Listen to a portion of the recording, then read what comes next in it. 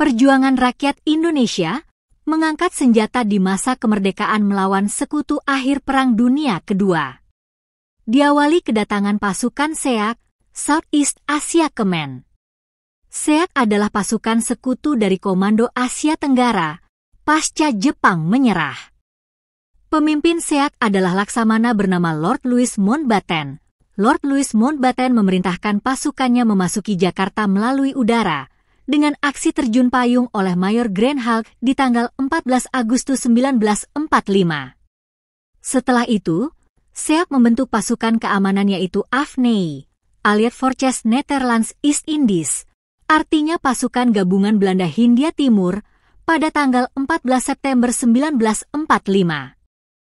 Kemudian dari laut, disusul oleh pasukan kapal Cumberland merapat di Tanjung Priok pada tanggal 29 September 1945, dipimpin oleh Panglima Skuadron Penjelajah 5 Inggris dan Laksamana Muda W.R. Patterson.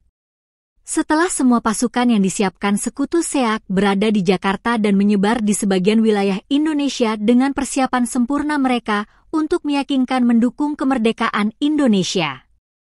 Namun dari sini pemerintah Indonesia sudah mencurigai dari rencana sekutu untuk mengambil alih kedaulatan, karena semua yang bertugas ke Indonesia adalah bekas penjajah yang membuat rakyat Indonesia menderita. Apalagi dalam pasukan AFNI terdapat pasukan NICA, Netherlands Indies Civil Administration yang artinya pemerintahan sipil Hindia Belanda. Bahkan ada informasi mencuat bahwa AFNI adalah NICA yang hanya berganti nama saja. Namun pemerintah Indonesia tetap berpikir positif dan bertawakal kepada Allah sambil tetap berjuang. Dari berpikir positif tersebut, bahkan pemerintah Indonesia tetap mendukung misi AFNI. Terbukti pada tanggal 1 Oktober tahun 1945, pemerintahan pusat memerintahkan para pejabat daerah turun tangan meredakan ketegangan rakyat demi de facto yang disampaikan AFNI.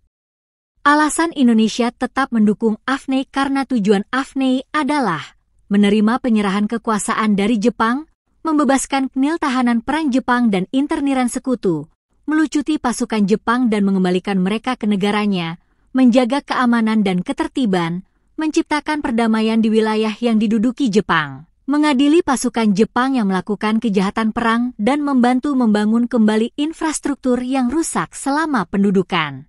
Atas berjalannya AFNI, pemerintah Indonesia berharap gejolak secepatnya berakhir, dengan AFNI menyerahkan kembali kekuasaan sepenuhnya ke tangan pemerintah Indonesia.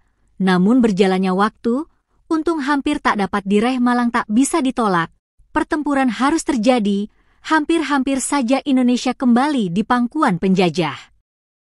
Kecurigaan selama itu benar terjadi.